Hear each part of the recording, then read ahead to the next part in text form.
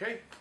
Yes, so I will talk a bit about various drives behind violent actions. And usually violent actions ensue from conflict. It's very rare that we don't have any conflict before we have the violent incident. It does happen sometimes if somebody will come and they will stab you with a knife in the back and you haven't had any contact, you don't have any relationship. This does happen, but it's very, very uncommon. So maybe 97–98% of all the cases we have a violent conflict at the base of the violent incident, and therefore in order to handle this violent conflict and to treat people with violence problem, it's important to see what kind of emotional patterns are at the base of this. And this is what I'm going to talk about. These are various patterns that can be said to constitute primitive conflicts. They're not rational conflicts, they are primitive conflicts. You know, when you get into primitive conflicts, you get into our fight and flight system. So it's very primitive. There are various functions that makes us, our thought, you know, that we have less quality in our thoughts, and our problem solution because of inhibitions of the frontal lobes of the brain, which ensues from the noradrenaline that has that effect on the brain, and so on. These are 5 patterns that I have been working with for 25 years, and I think that they cover the whole range of aggressive behavior behind violent incidents, actually. So the first, I also have to say this, that these are not people. I have named them after diagnoses, but it doesn't mean that this is a diagnosis of people. It is a diagnosis of conflict. And actually, you know, normal people, we go into these conflict patterns, even if we don't become violent, and we do this in order to, this is where, just in order to carry out the primitive conflict, we do that, and then afterwards we become more normal. So the first conflict pattern that I will talk about here is what I called a paranoid conflict pattern. And the paranoid conflict pattern has got its name because it builds on a very important dynamic in paranoia. And that dynamic is that you are very, very scared, and you don't dare to show that you're scared because your feeling is that if you show that you are scared, you will be in a much worse position and people will attack you if they feel that you're scared. So therefore, instead, you take a deep breath and you go to the attack yourself, and you act scary towards other people. And this we can see the whole phenomenon when we look at bus riders, you know, where the tough guys ride the bus. Where do they sit? Anybody? Where in the bus do the tough people ride? Back. In the back. And that's very good. It's very nice to know when you go on a bus, you don't have to wonder, where are the tough guys, where are they? But you know that, yes, they are in the back. It's very orderly of them. But why in the back? Why not in the front or to the right or to the left? Why in the back? They can see everybody. They can see everybody. They have control everybody. Nobody can come and strangle them from behind when they're riding the bus, and they have control over everybody. And this is where they reveal how scared they are.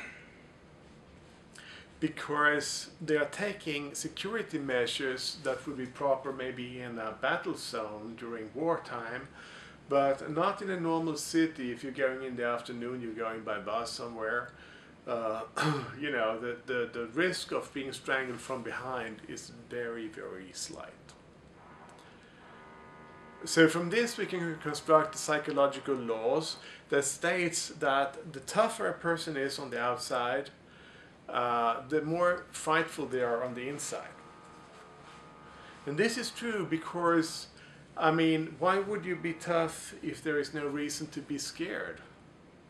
How often is it that you go into your normal, friendly, local perfume shop, look the person behind the counter deeply in the eyes and shout, "Do you have Channel 5 here?" Or something like that. And if you do, don't they get very surprised? I think they would. Because there is no reason to be scared in this situation. So there's no reason to be tough either. Okay? And then when there is nothing fearful outside of the person, then you can see that what is fearful is inside the person. So generally when you have these people who are very much in this pattern, who go repeatedly into this pattern in various situations in their life, it's usually that they have various degrees of trauma. They are traumatized. And we can see when we look at paranoid people with actual paranoid psychosis that usually they have had a lot of violence in their life. They have been beaten maybe by the parents, maybe in school and in various ways. So they have reason to be afraid. Now it's really, really very important when we have these people that we do not go into the same conflict pattern. It's easy to do. It's easy to that your first reaction when you meet them is to be scared. And then you think that, oh, they are not going to scare me. And then you go into the same conflict pattern and you begin to threaten them, you see? So it's not such a good idea. What we need to do in order to lower the conflict level is that we need to take care of their security, of their safety in the situation in various ways. And this can be long-term work for providing safety for people that have mental problems, or it can be providing safety in the short term, showing people that they would not be menaced in this situation. So, okay. So, this is maybe the most normal conflict pattern when it comes to violence in the workplace. Very often when you go to authorities, you're a bit scared before you come there and so. Then we have another conflict pattern here, and this is a sadistic conflict pattern. And you might wonder, why do people want to be sadistic with other people? Why do they want to make other people suffer, to be fearful, to feel pain, to become oppressed in various situations? And my answer to this is that it builds on a general feeling of impotence within the person. You feel totally impotent, totally powerless.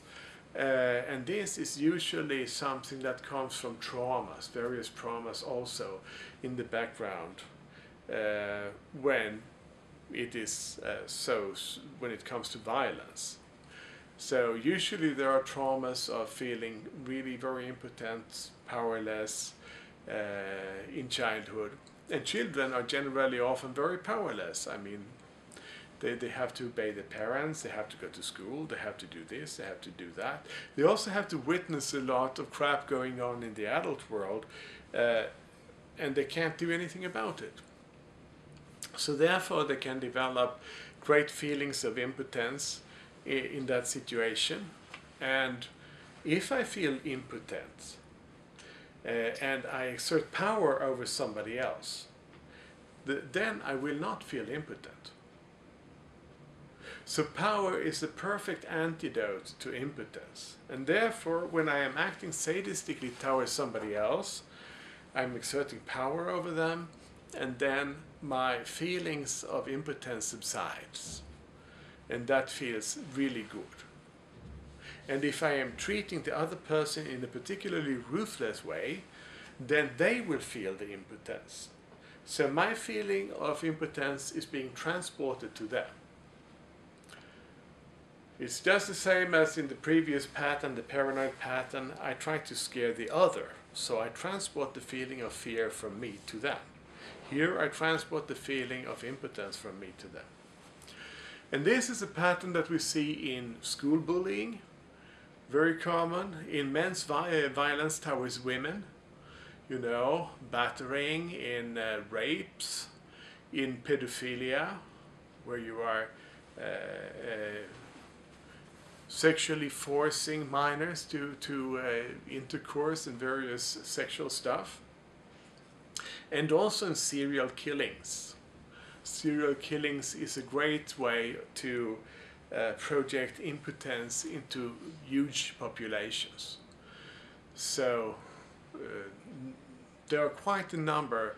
This is also the core of fascism and of authoritarian political and religious movements. So you see it in fascism, you see it in authoritarian communism, and in various other authoritarian movements as well. Very anti-democratic. The next pattern that I'm going to talk about here is the narcissistic conflict pattern. And here the conflict is a matter of self-esteem, you know, to feel self-esteem or not, to feel shame instead.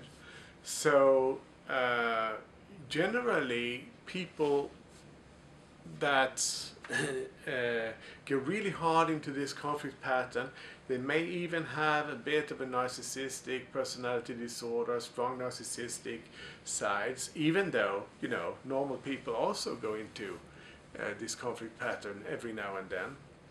But when it becomes really toxic, it's very often people who are narcissistic and has a narcissistic personality disorder. And these people, they usually have very slight self-esteem.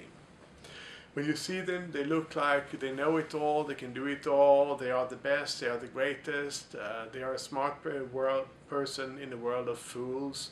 Other people are ridiculous, they don't know anything, but they themselves, they know everything.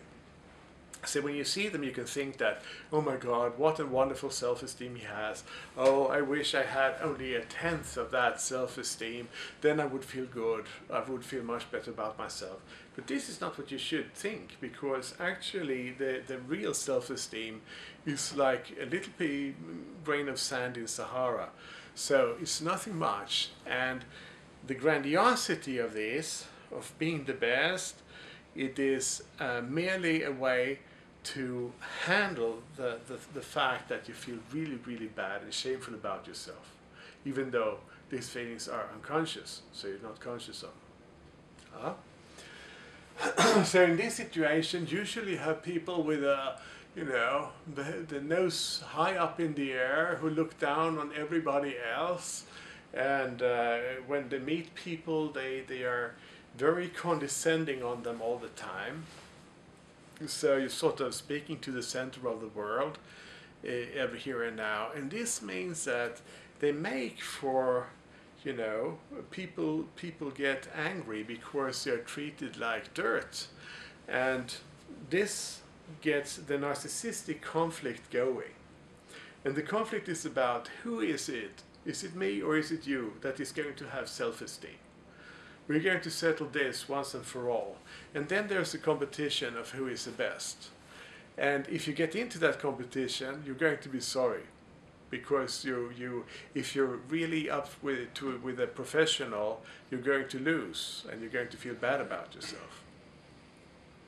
And if you manage to threaten the other person, then the risk is that the person escalates the conflict to violence.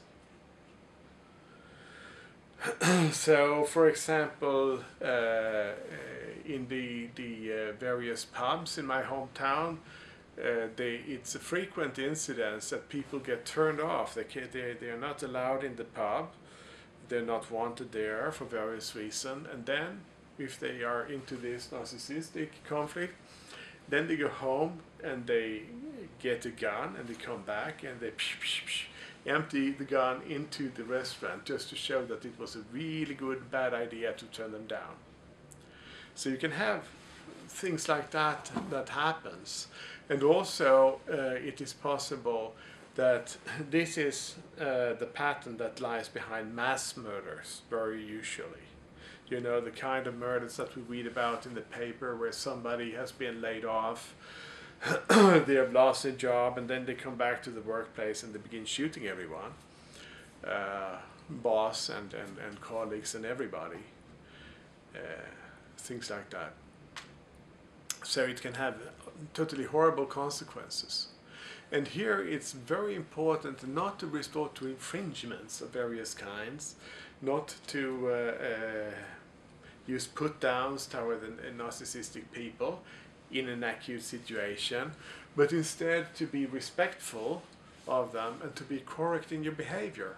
And this, of course, is not always easy, but it poses the very difficult problem of how am I going to be respectful to people who are respectless?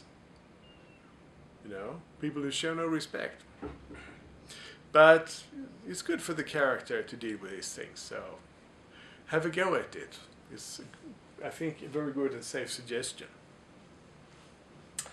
Okay, so next conflict pattern here is the Crusader for Justice pattern.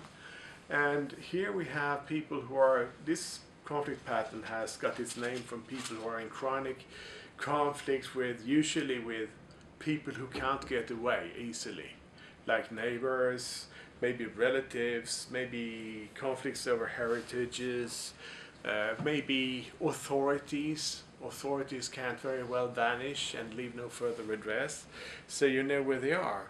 And the basic mechanism is that you collect injustices of various kinds, one after the other, and when you have collected enough, this is the rationale for some very drastic behavior. So some of these people, when they have collected enough injustices, they will get a rifle and find a tall building, and there they will lie and shoot randomly at people who go about the business on the street below. Or they can, we have one Crusader for Justice that put a bomb in the IRS building to blow it up, for example, and so on.